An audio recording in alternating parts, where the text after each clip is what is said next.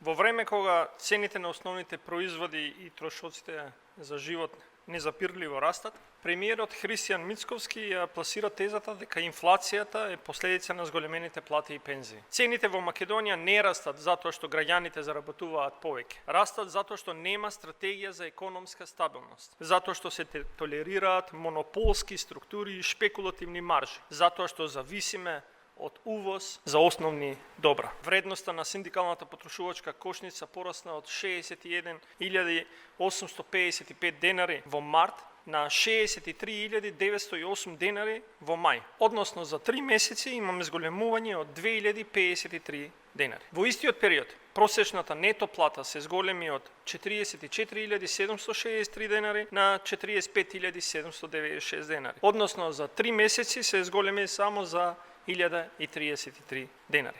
Премиерот зборува и за пензиите како причина за поскапувањето, но фактите го демантираат. Во март имаше еднократно линеарно зголемување од 2500 денари, но тоа не стана тренд. Јазот меѓу приходите и трошоците уште повеќе се потврдува кога ќе се погледнат и другите ценовни индикатори. Владата се потпира на импровизација и пропаганда, наместо системски да го искористи законот за нефер трговски практики кој може да намали цени и до 30% преку санкционирање на неправедните профити, таа продолжува да води политички маркетинг.